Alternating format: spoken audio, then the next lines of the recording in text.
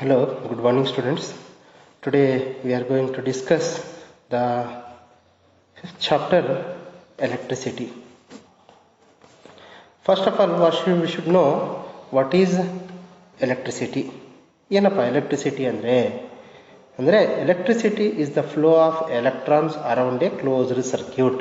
ಅಂದರೆ electricity is a flow of ಎಲೆಕ್ಟ್ರಾನ್ಸಿನ ಚಲನೆಗೆ ನಾವೇನಂತ ಕರಿತಾ ಹೋಗ್ತೀವಿ, electricity.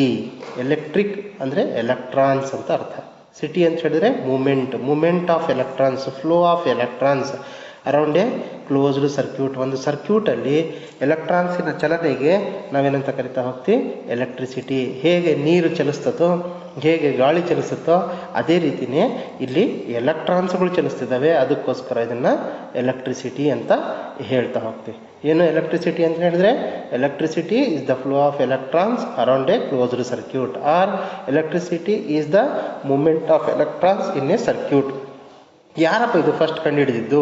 It is first discovered by William Gilbert ಅಂತಕ್ಕಂಥ ವಿಜ್ಞಾನಿ ಇದನ್ನು ಕಂಡುಹಿಡಿತಾ ಹೋದರು.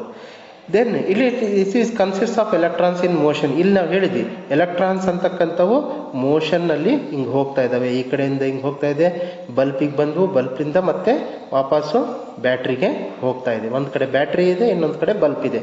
ನೀವು ಈ ಥರ ಕನೆಕ್ಷನ್ ಮಾಡಿಬಿಟ್ಟು ನಾವು ನೋಡ್ತಾ ಹೋಗ್ಬೋದು. ಗೊತ್ತಾಯ್ತಾ? Next conductors. ಇಲ್ಲಿ ನಾವು ಕಂಡಕ್ಟರ್ಸ್ ಅಂತ ಹೇಳ್ತಾ ಹೋಗ್ತೀವಿ. ಏನಪ್ಪ ಕಂಡಕ್ಟರ್ಸ್ ಅಂತ ಹೇಳಿದರೆ, ಕಂಡಕ್ಟರ್ ಅಂತಕ್ಕಂಥ ಪದನ ನಾವು ಸರ್ವೇ ಸಾಮಾನ್ಯವಾಗಿ ನಾವು ಹೊರಗಡೆ ಕೇಳಿರ್ತೀವಿ. ಏನು ಕಂಡಕ್ಟರ್ ಅಂತ ಹೇಳಿದ್ರೆ, ಬಸ್ಸಲ್ಲಿ ಕಂಡಕ್ಟರ್ ಅಂತಕ್ಕಂಥ ಒಬ್ಬ ವ್ಯಕ್ತಿ ಇರ್ತಾನೆ. ಆ ವ್ಯಕ್ತಿ ಏನು ಮಾಡ್ತಾ ಹೋಗ್ತಾನೆ, ಜನಗಳಲ್ಲಿ ಪ್ಯಾಸೆಂಜರ್ಸ್ ಹತ್ರ ಟಿಕೆಟನ್ನು ಕಲೆಕ್ಟ್ ಮಾಡಿಬಿಟ್ಟು, ದುಡ್ಡನ್ನು ಕಲೆಕ್ಟ್ ಮಾಡಿಬಿಟ್ಟು ಟಿಕೆಟ್ ಕೊಟ್ಟು ಆ ದುಡ್ಡನ್ನು ತಗೊಂಡು ಹೋಗ್ಬಿಟ್ಟು ಅವರ ಓನರಿಗೆ, ಅದರ ಮುಖ್ಯಸ್ಥನಿಗೆ ಕೊಡ್ತಾ ಹೋಗ್ತಾನೆ. ಅದೇ ರೀತಿ ಇಲ್ಲಿ ಕಂಡಕ್ಟರ್ಸ್ ಅಂದರೆ ಏನಪ್ಪ ಅಂತ ಹೇಳಿದ್ರೆ, ಯಾರು the materials that hello flow of electricity, flow of electrons through them, ಯಾವ ವಸ್ತುಗಳು ತನ್ನ ಮೂಲಕ ಎಲೆಕ್ಟ್ರಾನ್ಸನ್ನು ಹಾದು ಹೋಗಲಿಕ್ಕೆ ಬಿಡ್ತಾವೋ ಅಂಥವ್ರಿಗೆ ನಾವೇನಂತ ಕರಿತೀವಿ, ಕಂಡಕ್ಟರ್ಸ್. ಇನ್ನೊಂದ್ಸರಿ ಹೇಳ್ತೀನಿ, conductors are those materials that hello flow of electricity ಅಂದರೆ ಕರೆಂಟನ್ನು ಹಾದು ಹೋಗ್ಲಿಕ್ಕೆ ಬಿಡ್ತಕ್ಕಂಥವು, ಅಥವಾ ಎಲೆಕ್ಟ್ರಾನ್ಸನ್ನು ಹಾದು ಹೋಗ್ಲಿಕ್ಕೆ. ಎಲೆಕ್ಟ್ರಾನ್ಸಿಗೆ ಬಿಟ್ಟಿದೆ ಅಂತ ಹೇಳಿದ್ರೆ ಅದು ಎಲೆಕ್ಟ್ರಿಸಿಟಿ ಅಂತಲೇ ಅರ್ಥ. ಯಾವುದು ಬಿಡ್ತಾವೋ, ಕರೆಂಟನ್ನು ಪಾಸ್ ಆಗಕ್ಕೆ ಬಿಡ್ತಾವೋ ಅಂಥ ವಸ್ತುಗಳಿಗೆ ನಾವೇನಂತ ಕರಿತೀವಿ, ಕಂಡಕ್ಟರ್ಸ್ ಅಂತ ಕರಿತಾ ಹೋಗ್ತೀವಿ. ಹಾಗಾದರೆ ದೇ ಕಂಡಕ್ಟ್ ಎಲೆಕ್ಟ್ರಿಸಿಟಿ ಬಿಕಾಸ್, ಯಾಕೆ ಅಂತ ಹೇಳಿದ್ರೆ ಪ್ರೆಸೆನ್ಸ್ ಆಫ್ ಫ್ರೀ ಎಲೆಕ್ಟ್ರಾನ್ಸ್. ಅವ್ರು ಯಾಕೆ ಕಂಡಕ್ಟ್ ಮಾಡ್ತಾರೆ ಅಂತ ಹೇಳಿದ್ರೆ, ಅವರಲ್ಲಿ ಫ್ರೀ ಎಲೆಕ್ಟ್ರಾನ್ಸ್ ಇದ್ದಾವೆ between the atoms of the substance. ಒಂದು ವಸ್ತು ಇದೆಯಪ್ಪ ಅಂದರೆ ಅದರಲ್ಲಿ ಬಹಳಷ್ಟು ಆಟಮ್ಸ್ಗಳು ಇರ್ತಾ ಹೋಗ್ತವೆ ಅಂತ ಹೇಳ್ಬಿಟ್ಟು ನಾವು ಹೇಳ್ತಾ ಹೋಗ್ತೀವಿ. ಈ ಆಟಮ್ಸ್ಗಳ ಮಧ್ಯದಲ್ಲಿ ನಮಗೆ ಎಲೆಕ್ಟ್ರಾನ್ಗಳು ಅಂತಕ್ಕಂಥವು ಇದ್ದಾವೆ ಫ್ರೀಯಾಗಿ. ಆ ಫ್ರೀ ಎಲೆಕ್ಟ್ರಾನ್ಸ್ ಇರೋದ್ರಿಂದ ಅವರು ಫ್ರೀ ಎಲೆಕ್ಟ್ರಾನ್ಸ್ ಇಲ್ದಿದ್ರೆ ಅದು ಬಿಡ್ತಾ ಇರಲಿಲ್ಲ. ಹಾಗಾಗ್ಬಿಟ್ಟು ಫ್ರೀ ಎಲೆಕ್ಟ್ರಾನ್ಸ್ ಇರೋದ್ರಿಂದ ಅವರು ಬಿಡ್ತಾ ಇದ್ದಾರೆ. ಅದಕ್ಕೋಸ್ಕರ ದೇ ಕಂಡಕ್ಟ್ ಎಲೆಕ್ಟ್ರಿಸಿಟಿ. ಯಾವ ವಸ್ತು ಎಲೆಕ್ಟ್ರಿಸಿಟಿ ಪಾಸ್ ಆಗಲಿಕ್ಕೆ ಬಿಡ್ತತೋ ಅಂಥ ವಸ್ತುಗಳನ್ನ ಕಂಡಕ್ಟರ್ಸ್ ಅಂತ ಕರಿತೀವಿ. ಯಾಕೆ ಕರಿತೀವಿ? ಅದರಲ್ಲಿ ಫ್ರೀ ಎಲೆಕ್ಟ್ರಾನ್ಸ್ ಇದ್ದಾವೆ ಬಿಟ್ವೀನ್ ಆಟಮ್ಸಿನ ಮಧ್ಯದಲ್ಲಿ free electron. All the metals are good conductors of electricity. ಎಲ್ಲ ಲೋಹಗಳು ನಾವು ಯಾವುದೇ ತಗೊಳ್ರಿ, ಕಬ್ಬಣ ಆಗಿರ್ಬೋದು, ಅಲ್ಯೂಮಿನಿಯಂ ಆಗಿರ್ಬೋದು, ತಾಮ್ರ ಆಗಿರ್ಬೋದು, ಓಕೆನಾ, ಈ ಥರ ಬಹಳಷ್ಟಿದ್ದಾವೆ. ನಾವು ಮ್ಯಾಂಗನೀಸು, ಮೆಗ್ನೀಷಿಯಂ ಇದ್ದಾವೆ. ಇವೆಲ್ಲವೂ ಕೂಡ ಲೋಹಗಳಂತ ಕರಿತಾ ಹೋಗ್ತೀವಿ. ಎಲ್ಲ ಮೆಟಲ್ಸ್ಗಳು ದೇ ಆರ್ ಗುಡ್ ಕಂಡಕ್ಟರ್ಸ್, ಒಳ್ಳೆ ಕಂಡಕ್ಟರ್ಸ್. ಒಳ್ಳೆಯರಂದರೆ ಎಲೆಕ್ಟ್ರಾನ್ಸನ್ನು ಹಾದು ಹೋಗ್ಲಿಕ್ಕೆ ಬಿಡ್ತಾರೆ, ಕರೆಂಟನ್ನು ಪಾಸ್ ಆಗಕ್ಕೆ ಬಿಡ್ತಾರೆ ಅಂತ ಹೇಳ್ಬಿಟ್ಟು. ಓನ್ಲಿ ಗ್ರಾಫೈಟ್ ಅಂತಕ್ಕಂಥದ್ದು, ಓಕೆನಾ, ಓನ್ಲಿ ಎ ನಾನ್ ಮೆಟಲ್. ಈ non metal they can also conduct electricity. ನೀವು ಬ್ಯಾಟ್ರಿಯಲ್ಲಿ ನೋಡಿರ್ಬೇಕು, ಈ ರೀತಿ ಬ್ಯಾಟ್ರಿ ಇದೆಯಪ್ಪ ಅಂತ ಹೇಳಿದ್ರೆ, ಶೆಲ್ ಇದೆ ಅಂತ ಹೇಳಿದ್ರೆ ಶೆಲ್ಲಿನ ಮಧ್ಯದಲ್ಲಿ ಒಂದು ರಾಡ್ ಇರ್ತದೆ. ನೀವು ಯಾವಾಗಾದರೂ ವೇಸ್ಟ್ ಶೆಲ್ಲನ್ನು ಒಡೆದ್ಬಿಟ್ಟು ನೋಡಿದಾಗ ಅದ್ರ ಮಧ್ಯದಲ್ಲಿ ರಾಡ್ ಇರ್ತದೆ. ಆ rod it is made up of graphite ಅಂತ ಕರಿತೀವಿ. ಈ ಗ್ರಾಫೈಟ್ ಅಂತಕ್ಕಂಥದ್ದು ನಾನ್ ಮೆಟಲ್ಸ್ ಆರ್ ನಾನ್ ಕಂಡಕ್ಟರ್ಸ್ ಅಥವಾ ಬ್ಯಾಡ್ ಕಂಡಕ್ಟರ್ಸ್ ಅಂತ ಹೇಳ್ತೀವಿ. ಇಲ್ಲಿ ಈ ನಾನೇನು ಹೇಳಿದೆ ಅಲ್ಲ, ಬ್ಯಾಟ್ರಿ ಅಂತಕ್ಕಂಥದ್ದು ಇದೆಯಲ್ಲ, ಈ ಬ್ಯಾಟ್ರಿಯಲ್ಲಿ ಇರ್ತಕ್ಕಂಥದ್ದು ಮಧ್ಯದಲ್ಲಿ ಇರ್ತಕ್ಕಂಥ ರಾಡ್ ಏನಿದೆಯಲ್ಲ ಅದು ಗ್ರಾಫೈಟ್ ರಾಡು. ಇದು ನಾನ್ ಮೆಟಲ್ಸು. ಎಲ್ಲ ನಾನ್ ಮೆಟಲ್ಸು ಬ್ಯಾಡ್ ಕಂಡಕ್ಟರ್ಸು, ಆದರೆ ಗ್ರಾಫೈಟ್ ಮಾತ್ರ ಗುಡ್ ಕಂಡಕ್ಟರ್ ಆಫ್ ಎಲೆಕ್ಟ್ರಿಸಿಟಿ. ಅದಕ್ಕೋಸ್ಕರ ನಾವು ಎಲ್ಲ ಇದರಲ್ಲಿ ಕೂಡ ಇದನ್ನು ಬಳಸ್ತಾ ಹೋಗ್ತೀವಿ. ನೆಕ್ಸ್ಟ್ ಬಂದು ಇನ್ಸುಲೇಟರ್ಸ್ ಅಂತ ಕರಿತಾ ಹೋಗ್ತೀವಿ. ಏನಪ್ಪ ಇನ್ಸುಲೇಟರ್ಸ್? ಒಂದು ಕಂಡಕ್ಟರ್ಸ್ ಅಂತ ಕರಿತೀವಿ. ಯಾರಿಗೆ ಕಂಡಕ್ಟರ್ಸ್ ಅಂತ ಕರಿತೀವಿ? The materials which allow the flow of electricity ಅಂತ ಹೇಳಿದ್ವಿ. ಇಲ್ಲಿ ಉಲ್ಟಾ ಇನ್ಸುಲೇಟರ್ಸ್ ಅಂತ ಹೇಳಿದ್ರೆ the materials that do not ಅಷ್ಟೇ. ದಟ್ ಅಲೋಸ್ ಅಲ್ಲಿ ಇಲ್ಲಿ ಡು ನಾಟ್ ಅಂತಕ್ಕಂಥ ಪದ ಸೇರಿಸ್ಬಿಟ್ರೆ do not allow flow of electricity through them, those are called insulators. ಅವರನ್ನು ನಾವು ಇನ್ಸುಲೇಟರ್ಸ್ ಅಂತ ಕರಿತಾ ಹೋಗ್ತೀವಿ. ದೇ ಕೆನಾಟ್ ಕಂಡಕ್ಟ್ ಎಲೆಕ್ಟ್ರಿಸಿಟಿ, ಅಲ್ಲಿ ಕ್ಯಾನ್ ಕಂಡಕ್ಟ್ ಎಲೆಕ್ಟ್ರಿಸಿಟಿ ಬಿಕಾಸ್ ಯಾಕೆ ಅಂತ ಹೇಳಿದ್ರೆ they don't have free electrons. They have free electrons ಅಂತ ಕಂಡಕ್ಟರ್ಸ್ ಅಲ್ಲಿ ಹೇಳಿದ್ವಿ. ಇಲ್ಲಿ they don't have free electrons between their atoms. ಅವರ ಆಟಮ್ಸ್ಗಳ ಮಧ್ಯದಲ್ಲಿ ಫ್ರೀ ಎಲೆಕ್ಟ್ರಾನ್ಸ್ ಇಲ್ಲ. ಹಾಗಾಗ್ಬಿಟ್ಟು ಅವರು ಎಲೆಕ್ಟ್ರಿಸಿಟಿನ ಕರೆಂಟನ್ನು ಪಾಸ್ ಆಗೋಕ್ಕೆ ಬಿಡೋದಿಲ್ಲ. All the non metals R insulators. ಎಲ್ಲ ಅಲೋಹಗಳು, ಎಲ್ಲ ನಾನ್ ಮೆಟಲ್ಸ್ಗಳು ದೇ ಆರ್ ಇನ್ಸುಲೇಟರ್ಸ್ ಎಕ್ಸೆಪ್ಟ್ ನಾನು ಹೇಳಿದೆ ಗ್ರಾಫೈಟ್ ಅಂತಕ್ಕಂಥದ್ದು ಬಿಟ್ಟು. ಯಾಕಂತ ಹೇಳಿದ್ರೆ ಅವರಲ್ಲಿ ಫ್ರೀ ಎಲೆಕ್ಟ್ರಾನ್ಸ್ ಇದ್ದಾವೆ. ಹಾಗಾಗ್ಬಿಟ್ಟು ದೇ ಅಲೋ ಎಲೆಕ್ಟ್ರಿಸಿಟಿ ಅಂತ ಹೇಳ್ಬಿಟ್ಟು ನಾವಿಲ್ಲಿ ಹೇಳ್ತಾ ಹೋಗ್ತೀವಿ. ನೆಕ್ಸ್ಟ್ ಸ್ಲೈಡಿಗೆ ಬಂದರೆ ಎಲೆಕ್ಟ್ರಿಕ್ ಚಾರ್ಜ್ ಅಂತಕ್ಕಂಥದ್ದು. ಏನಪ್ಪ ಎಲೆಕ್ಟ್ರಿಕ್ ಚಾರ್ಜಸ್ ಅಂತ ಹೇಳಿದ್ರೆ? ಎಲೆಕ್ಟ್ರಿಸಿಟಿ ಅಂತಕ್ಕಂಥ ಚಾಪ್ಟರ್ ಬಹಳ ಇಂಪಾರ್ಟೆಂಟ್, ಬಹಳ ಗಮನ ಇಟ್ಟು ಕೇಳಬೇಕು ನೀವು. ಓಕೆನಾ? What is electric charges? When A glass rod is rubbed with A silk cloth it acquires the ability to attract small particles of paper and is said to be acquired an electric charge ಅಂತ ಕರಿತಾ ಹೋಗ್ತೀವಿ. Electric charge ಅಂತ ಹೇಳಿದ್ರೆ ಯಾವುದೇ ಒಂದು ವಸ್ತುನ ನಾವು rub ಮಾಡಿದಾಗ, ಅಂದರೆ even a material glass rod either it is a comb. ನಿಮ್ಮ ಮನೇಲಿ ನೀವು ನೋಡಿರ್ಬೋದು, ನೀವು ಒಂದು ಬಾಚಣಿಕೆ ತೊಗೊಂಡ್ಬಿಟ್ಟು ಅದನ್ನು ತಲೆ ಮೇಲೆ ಬಾಚ್ತಾ ಹೋಗ್ರಿ, ಅದನ್ನು ಏನಾಗುತ್ತೆ ರಬ್ ಮಾಡ್ದಂಗೆ, ನಾವು ಬಾಚಣಿಕೆ ತೊಗೊಂಡು ಹೇರ್ಸಿಗೆ ರಬ್ ಮಾಡಿಬಿಟ್ಟು ನೀವೇನು ಮಾಡ್ತಾ ಹೋಗ್ರಿ, ಅದನ್ನು ಒಂದು ಸಣ್ಣ ಪೇಪರಿನ ಚೂರುಗಳು ತೊಗೊಂಡ್ಬಿಟ್ಟು ಒಂದು ಪೇಪರಿನ ಚೂರುಗಳು ಹಿಂಗೆ ಹಾಕಿ ಸಣ್ಣ ಸಣ್ಣ ಚೂರುಗಳನ್ನ ಪೇಪರ್ ಚೂರುಗಳನ್ನ ಹಾಕಿ ಆ ಗ್ಲಾಸ್ ರಾಡು ಅಥವಾ ಕೂಂಬನ್ನು ನಾವು ಹಿಡಿದ್ರೆ ಏನಾಗುತ್ತೆ, ಈ ಪೇಪರ್ ಎಲ್ಲ ಅದಕ್ಕೆ ಅಂಟ್ಕೊಳ್ಳುತ್ತೆ. ಯಾಕೆ ಅಂಟ್ಕೊಳ್ಳುತ್ತೆ? Because when we rub this comb against to our hairs, then they lose electrons or they gain some electrons. So ಅಲ್ಲಿ ಏನಾಗಿದೆ, ಅವ್ರ ಎಲೆಕ್ಟ್ರಾನ್ಸನ್ನು ಕಳ್ಕೊಂಡಿರ್ಬೋದು ಅಥವಾ ಎಲೆಕ್ಟ್ರಾನ್ಸನ್ನು ಪಡ್ಕೊಂಡಿರ್ಬೋದು. ಹಾಗಾಗ್ಬಿಟ್ಟು ಅವ್ರಿಗೆ ಚಾರ್ಜ್ ಅಂತಕ್ಕಂಥದ್ದು ಬಂದಿದೆ. ಚಾರ್ಜ್ ಬಂದಾಗ ಇಲ್ಲಿರ್ತಕ್ಕಂಥ ಮೆಟೀರಿಯಲ್ಸ್ಗಳನ್ನು ಅವ್ರು ಅಟ್ರ್ಯಾಕ್ಟ್ ಮಾಡ್ತಾ ಇದೆ. ಇದನ್ನು ಫಸ್ಟಿಗೆ ಕಂಡುಹಿಡಿದಿರ್ತಕ್ಕಂಥ ವಿಜ್ಞಾನಿ ಯಾರಪ್ಪ ಅಂತ ಹೇಳಿದ್ರೆ ಕೂಲಾಂಬ್ ಅಂತಕ್ಕಂಥ ವಿಜ್ಞಾನಿ. ಅದಕ್ಕೋಸ್ಕರ ಅವ್ರ ಹೆಸರೇ SI ಯೂನಿಟ್ ಆಫ್ ಎಲೆಕ್ಟ್ರಿಕ್ ಚಾರ್ಜಿಗೆ ನಾವು ಇಡ್ತಾ ಹೋಗಿದೆ. SI ಯೂನಿಟ್ ಅಂದರೆ ಇಂಟರ್ನ್ಯಾಷನಲ್ ಸ್ಟ್ಯಾಂಡರ್ಡ್ ಯೂನಿಟ್ ಅಂತ ಕರಿತಾ ಹೋಗ್ತೀವಿ. ಅಂದರೆ ಯಾವುದೇ ಒಂದು ಇದನ್ನು ನಾವು ಅಳತೆ ಮಾಡಬೇಕಾದ್ರೆ ಅದಕ್ಕೆ ಯೂನಿಟ್ ಅಂತ ಇರಬೇಕು. ಅಂದರೆ ನಾವೇನಾದರೂ ತೂಕ ಮಾಡ್ತಿದ್ದೀವಪ್ಪ ಅಂದರೆ ಅದು ಎಷ್ಟು KG ಇದೆ, KG ಅಂದರೆ ಕಿಲೋಗ್ರಾಮ್. ಓಕೆನಾ? ಅದೇ ಸಣ್ಣ ವಸ್ತು ಇದೆ ಎಷ್ಟು ಗ್ರಾಮ್ ಇದೆ, ಅದಕ್ಕಿಂತ ಚಿಕ್ಕದಿದೆ ಎಷ್ಟು ಮಿಲಿಗ್ರಾಮ್, ಜಾಸ್ತಿ ಭಾಳ ಇದೆ ಎಷ್ಟು ಕ್ವಿಂಟಾಲ್ ಅಂತ ಕರಿತಾ ಹೋಗ್ತೀವಿ. ಹೀಗೆ ಅದೇ ಟೈಮ್ ಅಂತ ಟೈಮು ಒಂದು ಆ ರೀತಿ ಅದನ್ನು 1 ಗಂಟೆ ಅಥವಾ 1 PM ಮಧ್ಯಾಹ್ನ, PM ಅಂದರೆ ಮಧ್ಯಾಹ್ನ, AM ಅಂದರೆ ಬೆಳಿಗ್ಗೆ, ಈ ರೀತಿ ಹೇಳ್ತೀವಲ್ಲ ಅದಕ್ಕೆ ಯೂನಿಟ್ ಅಂತ ಕರಿತಾ ಹೋಗ್ತೀವಿ. ಇಲ್ಲಿ ಕರೆಂಟನ್ನು ಕೂಡ ಚಾರ್ಜಸ್ಸನ್ನು ಕೂಡ ನಾವು ಎಲೆಕ್ಟ್ರಿಕ್ ಚಾರ್ಜನ್ನು ಕೂಲಾಮ್ಸಲ್ಲಿ ನಾವಿಲ್ಲಿ ಹೇಳ್ತಾ ಹೋಗ್ತೀವಿ. ದೆನ್ ಇದರ ಸಿಂಬಲ್ ಏನಪ್ಪ?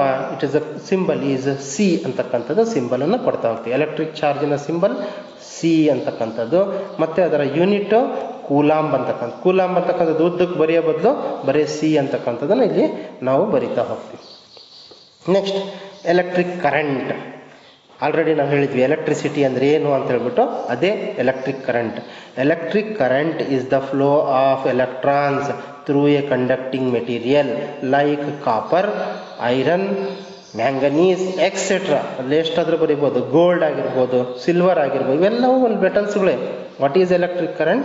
Electric current is the flow of electrons through a conducting material. ಒಂದು ಕಂಡಕ್ಟಿಂಗ್ ಮೆಟೀರಿಯಲ್ ಮುಖಾಂತರ ಎಲೆಕ್ಟ್ರಾನ್ಸಿನ ಚಲನೆ ಆದರೆ ನಾವೇನಂತ ಕರಿತೀವಿ? ಎಲೆಕ್ಟ್ರಿಕ್ ಅಂದರೆ ಎಲೆಕ್ಟ್ರಾನ್ಸ್, ಕರೆಂಟ್ ಅಂದರೆ ಮೂಮೆಂಟ್ ಅಥವಾ movement of electrons through a conductor is called electric current ಅಂತ ನಾವು ಹೇಳ್ತಾ ಹೋಗ್ತೀವಿ. ಓಕೆನಾ? The device that causes the flow of electrons is called A cell. ಯಾವ ವಸ್ತು ಎಲೆಕ್ಟ್ರಾನ್ಸನ್ನು ಚಲಿಸಲಿಕ್ಕೆ ಹೆಲ್ಪ್ ಮಾಡುತ್ತೋ ಅಥವಾ ಎಲೆಕ್ಟ್ರಾನ್ಸನ್ನು ಮೂಮೆಂಟ್ ಆಗೋದಕ್ಕೆ, ಕಾಸಸ್ ಫ್ಲೋ ಆಫ್ ಎಲೆಕ್ಟ್ರಾನ್ಸ್, ಅದನ್ನು ಮೂಮೆಂಟ್ ಅದಕ್ಕೆ ನಾವೇನಂತ ಕರಿತೀವಿ? ಇಟ್ಸ್ ಎ ಬ್ಯಾಟರಿ ಓಕೆನಾ. 2 or more cells are connected in a row ಅಂದರೆ ಇಲ್ಲೊಂದು ಶೆಲ್ ಇದೆ, ಇಲ್ಲೊಂದು ಶೆಲ್ ಇದೆ, ಇಲ್ಲೊಂದು ಶೆಲ್ ಇದೆ. ಹಿಂಗಿದ್ರೆ ಒಂದಕ್ಕೊಂದು ಕನೆಕ್ಷನ್ ಇದ್ರೆ ಇದಕ್ಕೆ ನಾವು ಬ್ಯಾಟ್ರಿ ಅಂತ ಕರಿತೀವಿ. ಒಂದೇ ಇದ್ರೆ ಅದನ್ನು ಶೆಲ್ ಅಂತ ಕರಿತಾ ಹೋಗ್ತೀವಿ. ಏನಂತ ಕರಿತೀವಿ? ಸೆಲ್, SELL, ಸೆಲ್ ಅಂತ ಕರಿತಾ ಹೋಗ್ತೀವಿ. ಓಕೆನಾ. ದಿಸ್ ಈಸ್ ಒಂದಿದ್ರೆ ಶೆಲ್ಲು, ಮೂರನೇ ಹಾಕಿದ್ರೆ ಅದನ್ನು ಬ್ಯಾಟ್ರಿ ಅಂತ ಕರಿತೀವಿ. ಅದನ್ನು ನಾವು ಸಿಂಬಲ್ ಮೆನ್ಷನ್ ಮಾಡ್ತಾ ಹೋಗ್ತೀವಿ. ಹೆಂಗೆ? ಈ ರೀತಿ ಸಿಂಬಲನ್ನು ಮೆನ್ಷನ್ ಮಾಡ್ತೀವಿ.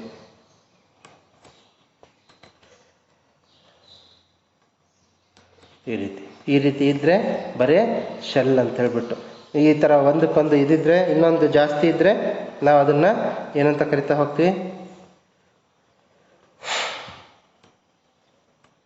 ಈ ರೀತಿ ಉದ್ದಕ್ಕೆ 1 by 1 ಇದ್ರೆ ಇದಕ್ಕೆ ನಾವು ಬ್ಯಾಟ್ರಿ ಅಂತ ಹೇಳ್ತಾ ಹೋಗ್ತೀವಿ. ಅರ್ಥ ಆಯ್ತಾ? ಎಲೆಕ್ಟ್ರಿಕ್ ಕರೆಂಟ್ ಅಂದರೆ flow of electrons through a conductor ಅಂತ ಹೇಳ್ತಾ ಹೋಗ್ತೀವಿ ನಾವು. Next, flow of electric current ಅಥವಾ electrons and a current in a circuit. ಅಂದರೆ ಎಲೆಕ್ಟ್ರಾನ್ಸ್ ಹೆಂಗೆ ಹೋಗ್ತಾ ಇದೆಯೋ ಅದೇ ರೀತಿ ಕರೆಂಟು ಹೋಗುತ್ತಾ? ಇಲ್ಲ. Electrons flow from negative terminal to the positive terminal. ಎಲೆಕ್ಟ್ರಾನ್ಸ್ಗಳು ಯಾವತ್ತೂ ಕೂಡ, ಇಲ್ಲಿ ಬ್ಯಾಟ್ರಿ ಇದೆ ನೋಡಿದ್ದೀರಾ, ಇಲ್ಲಿ ಬ್ಯಾಟ್ರಿ ಕಾಣ್ತಾ ಇದೆಯಾ? ಇಲ್ಲಿ ಬ್ಯಾಟ್ರಿ ಇದೆ. ಈ ಬ್ಯಾಟ್ರಿಯಲ್ಲಿ ಇಲ್ಲಿ ನೆಗೆಟಿವ್ ಟರ್ಮಿನಲ್ ಇದೆ, ಇಲ್ಲಿ ಪಾಸಿಟಿವ್ ಇದೆ. ಇದು ನೆಗೆಟಿವ್, ಇದು ಪಾಸಿಟಿವ್. ಬ್ಯಾಟ್ರಿಯಲ್ಲಿ ನೀವು ನೋಡಿರ್ಬೇಕು, ಬ್ಯಾಟ್ರಿ ನೋಡ್ರಿ, ಬೇಕಿದ್ರೆ ಬ್ಯಾಟ್ರಿನ ಚೆಕ್ ಮಾಡಿದ್ರೆ ಒಂದು ಕಡೆ ಪ್ಲಸ್ ಅಂತ ಇರ್ತದೆ, ಒಂದು ಕಡೆ ಮೈನಸ್ ಇರ್ತದೆ. ಹಾಗಾದರೆ ಎಲೆಕ್ಟ್ರಾನ್ಸ್ ಯಾವ ಕಡೆಯಿಂದ ಹೋಗ್ತವೆ? ಎಲೆಕ್ಟ್ರಾನ್ಸ್ ಅಂತಕ್ಕಂಥವು ನೆಗೆಟಿವ್ ಕಡೆಯಿಂದ ಹೋಗ್ತವೆ. ನೆಗೆಟಿವ್ ಕಡೆಯಿಂದ ಪಾಸಿಟಿವ್ ಕಡೆಗೆ ಹೋಗ್ತದೆ. ಓಕೆನಾ. ಹಾಗಾದರೆ ಪಾಸಿಟಿವ್ ಕಡೆಯಿಂದ ಕರೆಂಟ್ ಬರ್ತದೆ. ಎಲೆಕ್ಟ್ರಾನ್ಸ್ ಹಿಂಗೆ ಬರ್ತಾ ಇದ್ದರೆ ಕರೆಂಟು ಹಿಂಗೆ ಬರ್ತಾ ಇರ್ತದೆ. ಓಕೆನಾ, ಆಪೋಸಿಟ್ ಡೈರೆಕ್ಷನಲ್ಲಿ. ಅದಕ್ಕೆ ನಾವು the flow of electrons from negative terminal to positive terminal, but current is from positive terminal to negative terminal ಅಂತಕ್ಕಂಥದ್ದನ್ನು ನಾವಿಲ್ಲಿ ನೋಡ್ತಾ ಹೋಗ್ತೀವಿ. ಅರ್ಥ ಆಗ್ತಿದೆಯಾ? ಯಾವತ್ತೂ ಕೂಡ ಎಲೆಕ್ಟ್ರಾನ್ಸು ಬ್ಯಾಟ್ರಿಯಿಂದ ನೆಗೆಟಿವ್ ಟರ್ಮಿನಲಿಂದ ಬರ್ತವೆ, ಕರೆಂಟು ಪಾಸಿಟಿವ್ ಟರ್ಮಿನಲ್. ಇದು ರೆಸಿಸ್ಟರ್ ಅಂತ ಕರಿತಾ ಹೋಗ್ತೀವಿ. ಅಂದರೆ ಫ್ಲೋ ಆಫ್ ಎಲೆಕ್ಟ್ರಾನ್ಸನ್ನು ತಡೆ ಹಿಡಿದ್ರೆ ಇಟ್ಸ್ ಎ ಗುಡ್ ರೆಸಿಸ್ಟರ್. ಅಂದರೆ ಎಲೆಕ್ಟ್ರಾನ್ಸ್ ಬರ್ತಕ್ಕಂಥದ್ದನ್ನು ತಡೆ ಹಿಡಿದ್ರೆ, ಪೂರ್ತಿ ಕಂಪ್ಲೀಟ್ ತಡೆ ಹಿಡಿದ್ರೆ ಗುಡ್ ರೆಸಿಸ್ಟರ್. ಅಥವಾ ತಡೆ ಹಿಡಿಲಿಲ್ಲಪ್ಪ ಅಂದರೆ it is a weak resistor ಅಥವಾ ಬ್ಯಾಡ್ ರೆಸಿಸ್ಟರ್ ಅಂತಲೂ ಕರಿತಾ ಹೋಗ್ತೀವಿ. Next, how can electric current be expressed? ಅಂದರೆ ಕರೆಂಟನ್ನು ನಾವು ಹೆಂಗೆ ಎಕ್ಸ್ಪ್ರೆಸ್ ಮಾಡ್ತೀವಿ, ಹೆಂಗೆ ಹೇಳ್ತೀವಿ? KGಯಲ್ಲಿ ಹೇಳ್ತೀವ? 1 kg ಕರೆಂಟ್ ಕೊಡ್ರಿ ಅಂತ ಹೇಳ್ತೀವ? ಇಲ್ಲ. ಓಕೆನಾ. Electric current is expressed as the rate of flow of charge through a conductor per unit time. Rate of flow of charge, ಅದು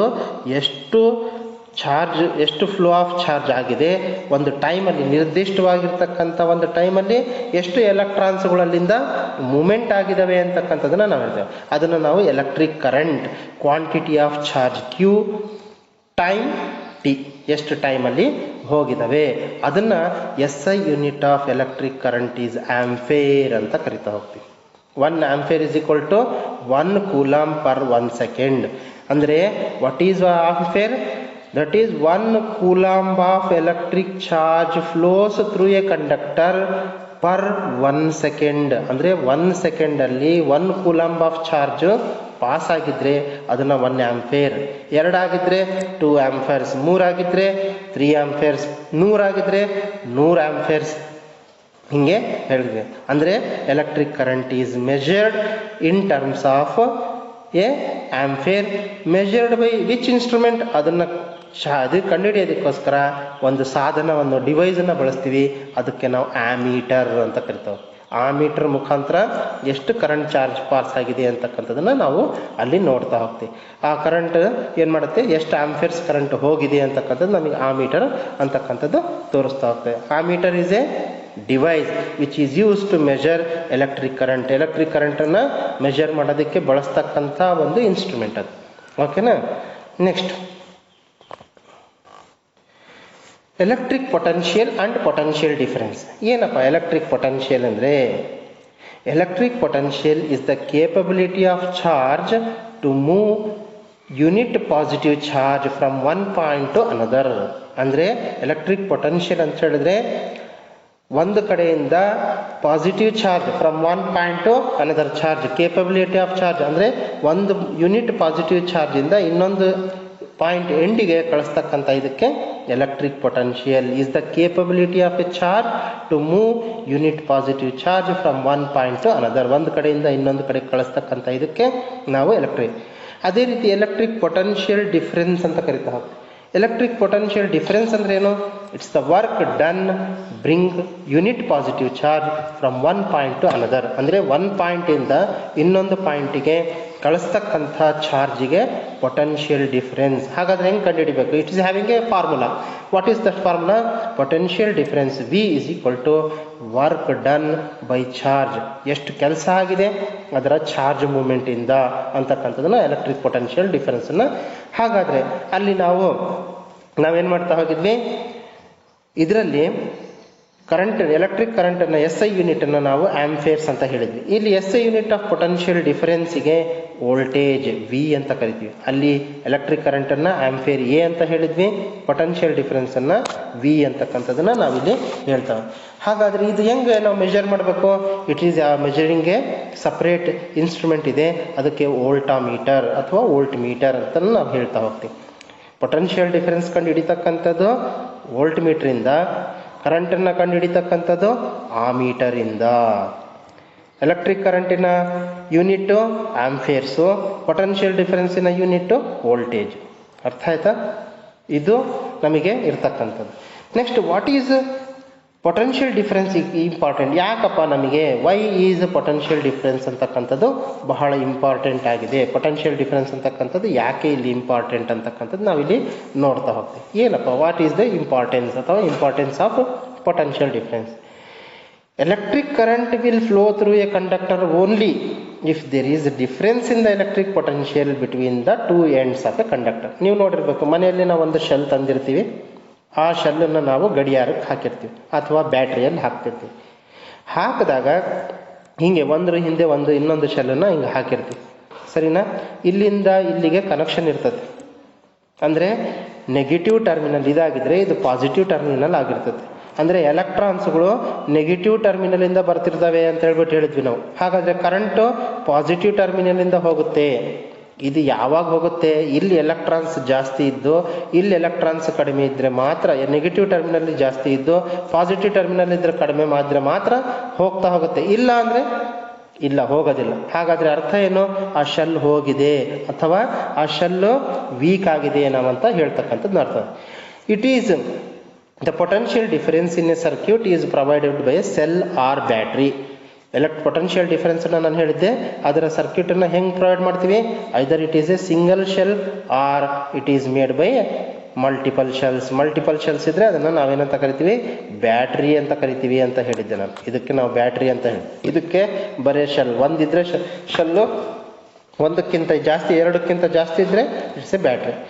The chemical reaction in the cell produces potential difference between the two terminals and sets the electrons in motion and produces electric current. ಆ ಸೆಲ್ಲಲ್ಲಿ ನೀವು ನೋಡಿರಬೇಕು, ಅದರಲ್ಲಿ ಒಂದು ಕೆಮಿಕಲನ್ನು ಹಾಕಿರ್ತಾರೆ, ಇಲ್ಲೆಲ್ಲ ಕೆಮಿಕಲ್ಸನ್ನು ಹಾಕಿರ್ತಾರೆ. ಆ chemicals ಏನಾಗುತ್ತೆ? ರಿಯಾಕ್ಷನ್ ಆಗುತ್ತೆ. ಕೆಮಿಕಲ್ ರಿಯಾಕ್ಷನ್ ಆಗಿಬಿಟ್ಟು ಅವು ಎಲೆಕ್ಟ್ರಾನ್ಸನ್ನು ಉತ್ಪತ್ತಿ ಮಾಡ್ತವೆ. ಆ ಎಲೆಕ್ಟ್ರಾನ್ಸ್ ಉತ್ಪತ್ತಿ ಆಗಿರೋವೆಲ್ಲ ಅದಕ್ಕೆ ನೆಗೆಟಿವ್ ಟರ್ಮಿನಲಲ್ಲಿ ಜಾಸ್ತಿ ಇರ್ತಾ ಹೋಗುತ್ತೆ. ಯಾವಾಗ ಜಾಸ್ತಿ ಆಗ್ತಾವೆ ಅವು ಫ್ಲೋ ಆಗೋಕ್ಕೆ ಸ್ಟಾರ್ಟ್ ಆಗುತ್ತೆ. ಯಾವ ಕಡೆ? ಪಾಸಿಟಿವ್ ಕಡೆ ಸ್ಟಾರ್ಟ್ ಆಗ್ತದೆ. ಓಕೆನಾ? ಹಾಗಾದರೆ ಈ ರಿಯಾಕ್ಷನ್ ಆಗಲಿಲ್ಲಪ್ಪ ಅಂತ ಹೇಳಿದ್ರೆ ಅವಾಗೇನಾಗಿದೆ? ಶೆಲ್ಲು ಹೋಗಿದೆ ಅಂತ ಅರ್ಥ. ಎಲ್ಲಿವರೆಗೆ ಕೆಮಿಕಲ್ ರಿಯಾಕ್ಷನ್ ನಡೀತಿರ್ತದೋ ಅಲ್ಲಿವರೆಗೂ ಎಲೆಕ್ಟ್ರಾನ್ಸ್ಗಳು ಉತ್ಪತ್ತಿ ಆಗ್ತಿರ್ತವೆ ಅಂತಕ್ಕಂಥ ಅರ್ಥ ಆಯ್ತಾ? ಪೊಟೆನ್ಷಿಯಲ್ ಡಿಫರೆನ್ಸ್ ಕೊಡೋದು ನಮಗೆ ಸೆಲ್ಲು ಅಥವಾ ಬ್ಯಾಟ್ರಿ ಅಂತಕ್ಕಂಥದ್ದು. ಈ ಎಲೆಕ್ಟ್ರಿಕ್ ಕರೆಂಟ್ ಫ್ಲೋ ಆಗ್ಬೇಕಂತ ಹೇಳಿದ್ರೆ ಎರಡು ಪ್ಲಸ್ ಪಾಸಿಟಿವ್ ಮತ್ತು ನೆಗೆಟಿವ್ ಇದರಲ್ಲಿ ಏನಾಗಿರಬೇಕು? ಎಲೆಕ್ಟ್ರಾನ್ಸಿನ ಸಂಖ್ಯೆ ಇಲ್ಲಿ ಜಾಸ್ತಿ ಇರಬೇಕು, ಎಲೆಕ್ಟ್ರಾನ್ಸಿನ ಸಂಖ್ಯೆ ಇಲ್ಲಿ ಕಡಿಮೆ ಇರಬೇಕು. ಅವಾಗ ಮಾತ್ರ ಎಲೆಕ್ಟ್ರಾನ್ಸ್ ಫ್ಲೋ ಆಗ್ತವೆ. ಹಾಗಾದರೆ ಕರೆಂಟ್ ಇಲ್ಲಿಂದ ಇಲ್ಲಿಗೆ ನಮಗೆ ಬರ್ತಾ ಹೋಗುತ್ತೆ. ಇಲ್ಲ ಅಂತ ಹೇಳಿದ್ರೆ ಬರೋದಿಲ್ಲ ಅಂತಕ್ಕಂಥದ್ದು ನಾವಿಲ್ಲಿ ನೋಡ್ತಾ ಹೋಗ್ತೀವಿ. Next, electric circuit. ಏನಪ್ಪ electric circuit? It's a continuous and closed path of an electric current. Electric circuit ಅಂತ ಹೇಳಿದ್ರೆ it's a continuous and closed path. Continuous ಏನು? ಕಂಟಿನ್ಯೂಯಸ್ಸು ಒಂದು ಕಡೆ ಶೆಲ್ ಇದೆ, ಇನ್ನೊಂದು ಕಡೆ ಬಲ್ಬ್ ಹಾಕಿದ್ದೀವಿ, ಇನ್ನೊಂದು ಕಡೆ ಆಮೀಟರ್. ಯಾಕೆ? ಎಷ್ಟು ಕರೆಂಟ್ ಬರ್ತಾ ಇದೆ ಅಂತಕ್ಕಂಥದ್ದನ್ನು ನಾವು ಇಲ್ಲಿ ಚೆಕ್ ಮಾಡೋದಕ್ಕೆ. Ammeter is a device which is use to check the moment of current ಅಂತ ಹೇಳಿದ್ವಿ. ಅದೇ ರೀತಿ ಒಂದು ಕಡೆ ಪ್ಲಗ್ ಕೀನ ಹಾಕಿದ್ದೀವಿ. ಯಾವಾಗ ನಾವು ಪ್ಲಗ್ ಕೀನ ಆನ್ ಮಾಡ್ತೀವೋ ಆನ್ ಮಾಡಿದ ತಕ್ಷಣವೇ ಎಲೆಕ್ಟ್ರಾನ್ಸ್ಗಳ ಮೂಮೆಂಟ್ ಸ್ಟಾರ್ಟ್ ಆಗುತ್ತೆ. ಎಲ್ಲಿಂದ? ನೆಗೆಟಿವ್ ಟರ್ಮಿನಲಿಂದ ಪಾಸಿಟಿವ್ ಟರ್ಮಿನಲಿಗೆ ಹೋಗ್ತಾ ಹೋಗುತ್ತೆ. ಎಷ್ಟು ಕರೆಂಟ್ ಹೋಗ್ತಾ ಇದೆ, ಎಷ್ಟು ಎಲೆಕ್ಟ್ರಾನ್ಸ್, ಹಾಗಾದರೆ ಕರೆಂಟ್ ಹೆಂಗೆ ಬರ್ತಾ ಇದೆ? ಪಾಸಿಟಿವ್ ಟರ್ಮಿನಲಿಂದ ನೆಗೆಟಿವ್ ಟರ್ಮಿನಲಿಗೆ ಬರ್ತಾ ಹೋಗುತ್ತೆ. ಇದು ನಮಗೆ ಎಲೆಕ್ಟ್ರಿಕ್ ಸರ್ಕ್ಯೂಟ್ ಅಂತಕ್ಕಂಥದ್ದು ಇಟ್ಸ್ ಎ ಸ್ಕಿಮ್ಯಾಟಿಕ್ ಡಯಾಗ್ರಾಮ್ ಅಂತ ನಾವು ಹೇಳ್ತಾ ಹೋಗ್ತೀವಿ. ಅಂದರೆ ಕೇಳ್ತಾರೆ, write a schematic diagram of electric circuit ಅಥವಾ continuous closed path of an electric current. ಈ ಡಯಾಗ್ರಾಮನ್ನು ನಾವು ಬರೀತಾ ಹೋಗ್ಬೇಕು. ಈ ಡಯಾಗ್ರಾಮನ್ನು ಬರೆದ್ರೆ 1 ಅಥವಾ 2 ಮಾರ್ಕ್ಸ್ ಸಿಗ್ತಾ ಹೋಗುತ್ತೆ. ಓಕೆನಾ? ನೆಕ್ಸ್ಟ್ ಬಂದ್ಬಿಟ್ಟು ಇಲ್ಲಿ ಸಿಂಬಲ್ಸನ್ನು ನೀವು ನೋಡಿರ್ಬೇಕು. ಬಹಳಷ್ಟು ಸಿಂಬಲ್ಸನ್ನು ನಾವು ಬಳಸ್ತಿದ್ದೀವಿ ಎಲೆಕ್ಟ್ರಿಕ್ ಸರ್ಕ್ಯೂಟ್ಸಲ್ಲಿ. ಈ ಸರ್ಕ್ಯೂಟ್ಸಲ್ಲಿ ಶೆಲ್ ಅಂತ ಹೇಳಿದ್ರೆ ನಾವೇನು ಹೇಳಿದ್ವಿ, 2 ಗೆರೆನ ಹಾಕಿಬಿಟ್ಟು ಹಿಂಗೆ ಪಾಸಿಟಿವ್ ನೆಗೆಟಿವ್ ಅಂತಕ್ಕಂಥದ್ದನ್ನು ತೋರಿಸ್ತಾವೆ. ಅದೇ ಬ್ಯಾಟ್ರಿ ಅಂತ ಹೇಳಿದ್ರೆ ಇಂಥವು 3, 4, 2ಕ್ಕಿಂತ ಜಾಸ್ತಿ ತೋರಿಸಿದ್ರೆ ಅದು ಬ್ಯಾಟ್ರಿ ಅಂತ ಹೇಳ್ಬಿಟ್ಟು. ಓಕೆನಾ? ಇಲ್ಲಿ ವೈರ್ ಕ್ರಾಸಿಂಗ್ ಆಗಿರ್ತತೆ. ಓಕೆನಾ? ಕ್ರಾಸ್ ಆಗಿರ್ತಕ್ಕಂಥದ್ದು ಇಲ್ಲಿ ಕ್ರಾಸಿಂಗ್ ನಾಟ್ ಕನೆಕ್ಟೆಡ್ ಅಂದರೆ ಒಂದು ವೈರ್ ಮೇಲೆ ಇನ್ನೊಂದು ಹೋಗಿರ್ತದೆ.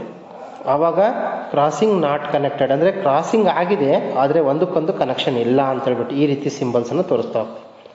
ಕನೆಕ್ಟ್ ಆಗಿದ್ರೆ ಒಂದು ವೈರಿಗೆ ಇನ್ನೊಂದು ವೈರ್ ಜಾಯಿಂಟ್ ಮಾಡಿರ್ತೀವಿ. ಅಲ್ಲಿ ಈ ಕಡೆಯಿಂದ ಒಂದು ವೈರ್ ಜಾಯಿಂಟ್ ಮಾಡಿರ್ತೀವಿ, ಈ ಕಡೆಯಿಂದ ಒಂದು, ಈ ಕಡೆಯಿಂದ ಒಂದು, ಈ ಕಡೆಯಿಂದ ಹಿಂಗೆ ಜಾಯಿಂಟ್ ಮಾಡಿದಾಗ ಕ್ರಾಸಿಂಗ್ ಕನೆಕ್ಟೆಡ್ ಅಂತ ಹೇಳ್ತಾ ಹೋಗ್ತೀವಿ. ಈ ರೀತಿ ಸಿಂಬಲನ್ನು ತೋರಿಸ್ತಾ ಹೋಗ್ತೀವಿ. ಕ್ರಾಸಿಂಗ್ ಕನೆಕ್ಟ್, ಇದು crossing not connected. Next plug ಕೀನ ಇಲ್ಲಿ ಓಪನ್ ಇದೆ ಅಂದರೆ ಆನ್ ಇದೆ, ಪ್ಲಗ್ ಅಂದರೆ ಸ್ವಿಚ್ ಆನ್ ಇದೆ, ಮಧ್ಯದಲ್ಲಿ ಒಂದು ಚುಕ್ಕೆ ಒಂದು ಹಾಕಿಲ್ಲ ಅಷ್ಟೇ, ಇಲ್ಲಿ ಚುಕ್ಕೆ ಹಾಕಿದ್ದಾರೆ, ಹಾಕಿದರೆ ಕ್ಲೋಸ್ ಆಗಿದ್ದಾರೆ ಅಂದರೆ ಆಫ್ ಆಗಿದೆ ಅಂತ ಅರ್ಥ. ಓಕೆನಾ? ಸ್ವಿಚ್ ಈ ಥರನೂ ತೋರಿಸ್ತೀವಿ, ಈ ಥರನೂ ತೋರಿಸ್ತೀವಿ. ಬೆಸ್ಟ್ ಅಂದರೆ ಇದು ಸಿಂಪಲ್ ಆಗಿರ್ತಕ್ಕಂಥ ಈ ಥರ ತೋರಿಸ್ತೀವಿ. ಹಿಂಗಿದ್ರೆ ಆನ್, ಹಿಂಗಿದ್ರೆ ಆಫ್. ಅರ್ಥ ಆಗ್ತಿದೆಯಾ? Open closed ಅಂತಕ್ಕ. ಇದು ಎಲೆಕ್ಟ್ರಿಕ್ ಬಲ್ಬ್. ಹಿಂಗೆ ಒಂದು ತೋರಿಸಿದ್ರೆ ಈ ರೀತಿ ಬಂದ್ಬಿಟ್ಟು ಹಿಂಗೆ ತೋರಿಸಿದ್ರೆ ಬಲ್ಬ್ನ ಒಂದು ಚಿಹ್ನೆ, ಇದನ್ನು ತೋರಿಸಿದ್ರೆ ಇದು ರೆಸಿಸ್ಟರಿನ ಚಿಹ್ನೆ. ಓಕೆನಾ? ಈ ರೀತಿ ರೆಸಿಸ್ಟರ್ ಮೇಲೆ ಒಂದು ಗೆರೆ ಎಳೆದ್ಬಿಟ್ಟು ಆರೋ ಮಾರ್ಕ್ ತೋರಿಸಿದ್ರೆ ವೇರಿಯಬಲ್ ರೆಸಿಸ್ಟೆನ್ಸ್, ರಿಯೋಸ್ಟಾಟ್ ಅಂತ ಕರಿತಾ ಹೋಗ್ತೀವಿ. ಹಿಂಗೆ ರೀತಿ ಇದ್ರೆ ಅಥವಾ ಹಿಂಗೂ ತೋರಿಸ್ತೀವಿ, ಅದರ ಮೇಲೆ ಅಡ್ಡ ಗೆರೆ ಹಾಕಿಬಿಟ್ಟು. ಓಕೆನಾ? ಒಂದು ರೌಂಡಾಗಿ ಹಾಕ್ಬಿಟ್ಟು ಎ ಅಂತ ತೋರಿಸಿದ್ರೆ ಆಮೀಟರ್ ಅಂತ ಹೇಳ್ಬಿಟ್ಟು, ಇನ್ನೊಂದು ರೌಂಡ್ ಹಾಕಿ ವಿ ತೋರಿಸಿದ್ರೆ ವೋಲ್ಟಾಮೀಟರ್. ಆಮೀಟರ್ ಏನು ತೋರಿಸುತ್ತೆ? ಎಲೆಕ್ಟ್ರಿಕ್ ಕರೆಂಟ್ ಎಷ್ಟು ಪಾಸ್ ಆಗಿದೆ ಅಂತಕ್ಕಂಥದ್ದನ್ನು ಮೆಷರ್ ಮಾಡುತ್ತೆ. ವೋಲ್ಟಾಮೀಟರ್ ಪೊಟೆನ್ಷಿಯಲ್ ಡಿಫರೆನ್ಸ್ ಎಷ್ಟಾಗಿದೆ ಅಂತಕ್ಕಂಥದ್ದನ್ನು ನಮಗೆ ಮೆಷರ್ಮೆಂಟ್. ಇವೆಲ್ಲವೂ ಕೂಡ ಸಿಂಬಲ್ಸ್, ಅಂದರೆ ಎಲೆಕ್ಟ್ರಿಕ್ ಸರ್ಕ್ಯೂಟ್ಸ್ನಲ್ಲಿ ನಾವು ಬಳಸ್ತಕ್ಕಂಥ ಸಿಂಬಲ್ಸ್. ಇವೆಲ್ಲ ಜ್ಞಾಪಕ ಇಟ್ಕೊಂಡಿರ್ಬೇಕು. ಓಕೆನಾ? Next voltameter. ಏನಪ್ಪ ವೋಲ್ಟಾಮೀಟರ್? ನಾನು ಆಲ್ರೆಡಿ ಹೇಳಿದ್ದೆ. Voltameter is a device that measures potential difference across the ends of an conducting material. ಒಂದು ಕಂಡಕ್ಟಿಂಗ್ ಮೆಟೀರಿಯಲ್ ಅಂದರೆ ಒಂದು ವೈರಿನ ಇದ್ರ ಮುಖಾಂತರ ಎಷ್ಟು ಪೊಟೆನ್ಷಿಯಲ್ ಡಿಫರೆನ್ಸ್ ಹಾದು ಹೋಗಿದೆ ಅಥವಾ ಎಷ್ಟು ಪೊಟೆನ್ಷಿಯಲ್ ಡಿಫರೆನ್ಸ್ ಇದೆ. ಅಂದರೆ ಇಂದು ಒಂದು ವೈರ್ ಇದೆಯಪ್ಪ ಅಂತ ಹೇಳಿದ್ರೆ ಈ ಕಡೆ ನೆಗೆಟಿವ್, ಈ ಕಡೆ ಪಾಸಿಟಿವ್ ಇದೆ. ಇದೆರಡನ್ನು ತಂದುಬಿಟ್ಟು ನಾವೇನು ಮಾಡಿದ್ದೀವಿ? ಈ ಬ್ಯಾಟ್ರಿ ಕನೆಕ್ಷನನ್ನು ಕೊಟ್ಟಿದ್ದೀವಿ. ಇಲ್ಲಿ ನೆಗೆಟಿವ್ ಕನೆಕ್ಷನ್ ಇಲ್ಲಿ ಕೊಟ್ಟಿದ್ದೀವಿ, ಪಾಸಿಟಿವ್ ಕನೆಕ್ಷನ್ ಇಲ್ಲಿ. ಇಲ್ಲಿ ಮಧ್ಯದಲ್ಲಿ ಏನು ಮಾಡ್ತೀವಿ? ವೋಲ್ಟಾಮೀಟ್ರನ್ನ ನಾವು ಕನೆಕ್ಟ್ ಮಾಡಿರ್ತೀವಿ. ಕರೆಂಟು ನೆಗೆಟಿವಿಂದ ಪಾಸಿಟಿವ್ ಕಡೆ ಹೋಗ್ತಿರ್ತದೆ. ಎಷ್ಟು ಕರೆಂಟು, ಎಷ್ಟು ಪೊಟೆನ್ಷಿಯಲ್, ಇಲ್ಲಿ ಎಷ್ಟಿದೆ, ಇಲ್ಲಿ ಎಷ್ಟಿದೆ ಅಂತಕ್ಕಂಥದ್ದು. 2 ವೋಲ್ಟ್ 2 ವೋಲ್ಟ್ಸ್ ಅಂತ ತೋರಿಸಿದ್ರೆ ಅಂದರೆ ಇದರ ಡಿಫ್ರೆನ್ಸು 2 ವೋಲ್ಟೇಜ್ ಇದೆ ಅಂತಕ್ಕಂಥದ್ದನ್ನು ನಾವಿಲ್ಲಿ ನೋಡ್ತಾ.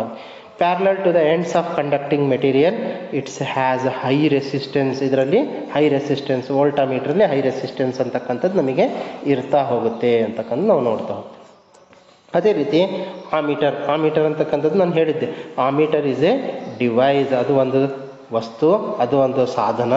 It measures current flowing through any conducting material. ಒಂದು ಕಂಡಕ್ಟಿಂಗ್ ಮೆಟೀರಿಯಲ್ ಮುಖಾಂತರ ಎಷ್ಟು ಕರೆಂಟ್ ಫ್ಲೋ ಆಗಿದೆ ಅಂತಕ್ಕಂಥದ್ದನ್ನು ನಮಗಲ್ಲಿ ತೋರಿಸ್ತಾ ಹೋಗುತ್ತೆ.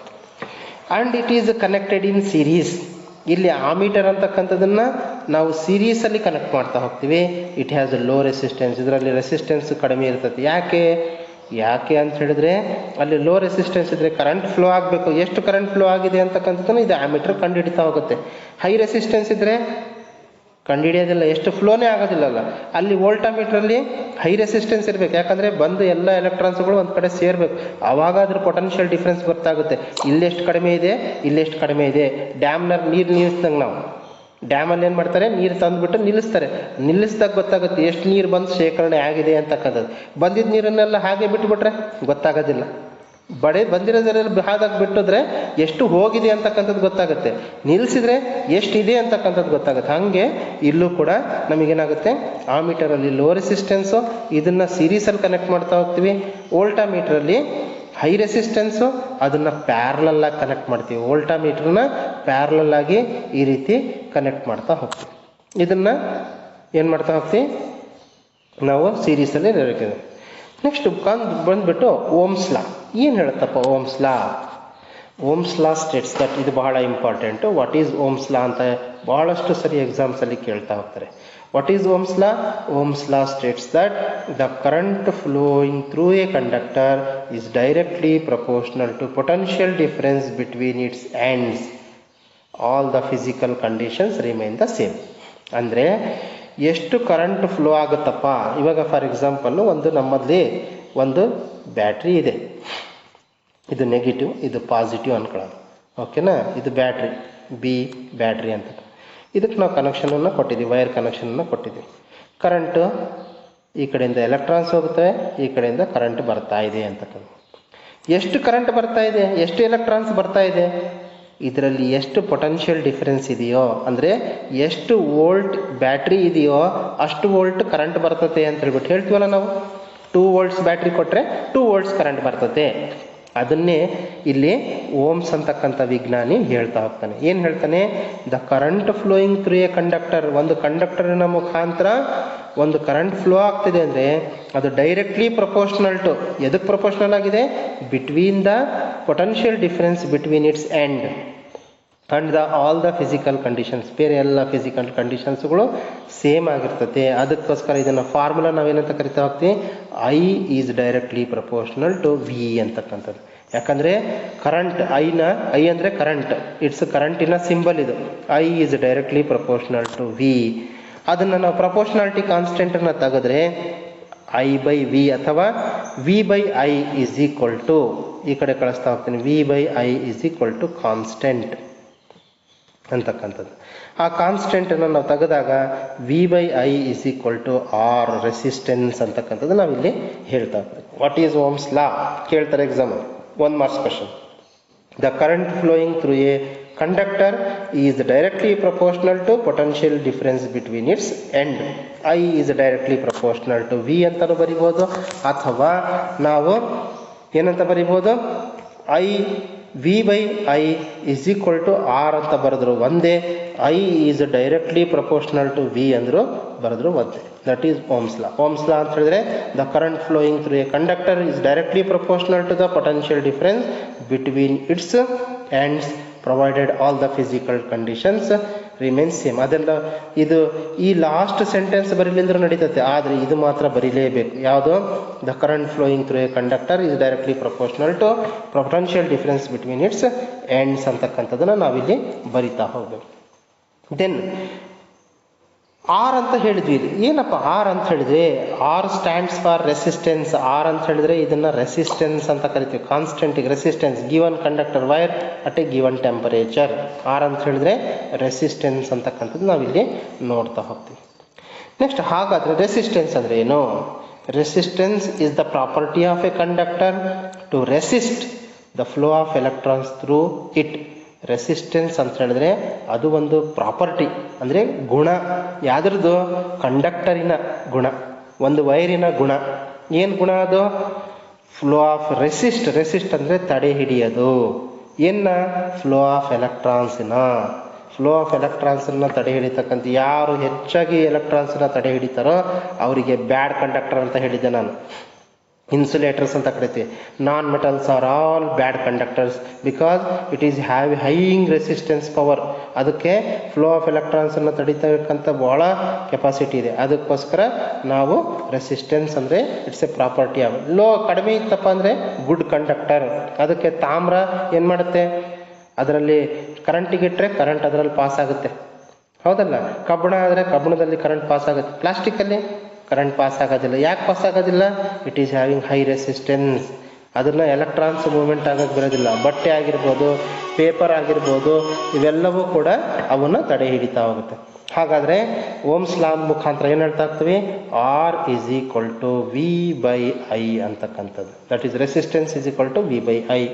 ಓಕೆನಾ. S I unit of resistance, ರೆಸಿಸ್ಟೆನ್ಸಿನ ಎಸ್ ಐ ಯೂನಿಟ್ ಏನು, ಓಮ್ ಅಂತಕ್ಕಂಥದ್ದು.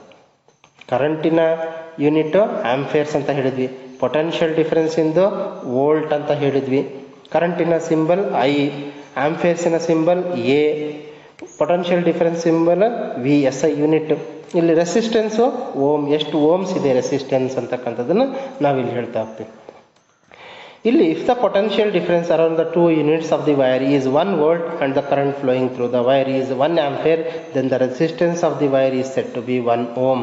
ಅಂದರೆ ಒಂದು ಪೊಟೆನ್ಷಿಯಲ್ ಡಿಫರೆನ್ಸ್ ಅಂದರೆ ಒಂದು ವೈರಿನ ಪೊಟೆನ್ಷಿಯಲ್ ಡಿಫರೆನ್ಸ್ ಇಲ್ಲಿಂದ ಇಲ್ಲಿಗೆ, ಇದರ ಏನು ಪೊಟೆನ್ಷಿಯಲ್ ಡಿಫರೆನ್ಸ್ ಎಷ್ಟಿದೆ, 1 ವೋಲ್ಟ್ ಇದೆ. ಹಾಗಾದರೆ ಕರೆಂಟ್ ಎಷ್ಟು ಫ್ಲೋ ಆಗ್ತಾ ಇದೆ, 1 ಆಂಪಿಯರ್ ಆಗ್ತಾ ಇದೆ.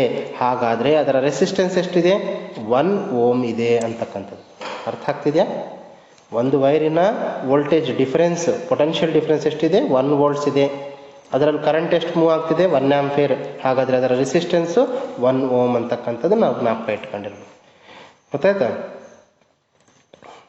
ನೆಕ್ಸ್ಟ್ ಕ್ಲಾಸಲ್ಲಿ what are the factors on which resistance depends, ಆ ರೆಸಿಸ್ಟೆನ್ಸ್ ಮೇಲೆ ಯಾವ್ಯಾವ ಫ್ಯಾಕ್ಟರ್ಸ್ಗಳು ಡಿಪೆಂಡ್ ಆಗಿದ್ದಾವೆ, ಯಾಕೆ ತಡೆ ಹಿಡಿತತೆ, ಯಾಕೆ ತಡೆ ಹಿಡಿಯೋದಿಲ್ಲ, ಅದು ತಡೆ ಹಿಡಿಯೋದಕ್ಕೆ ಕಾರಣಗಳು ಏನೇನು ಅಂತಕ್ಕಂಥದ್ದನ್ನು ನಾವು ನೆಕ್ಸ್ಟ್ ಕ್ಲಾಸಲ್ಲಿ ನೋಡ್ತಾ ಹೋಗೋಣ. ಅರ್ಥ ಆಗ್ತಿದೆಯಾ? I hope you have all understand this. First, the topic of this electricity. Next in the next class we will discuss the factors on which the resistance is depends. Okay, thank you. Bye.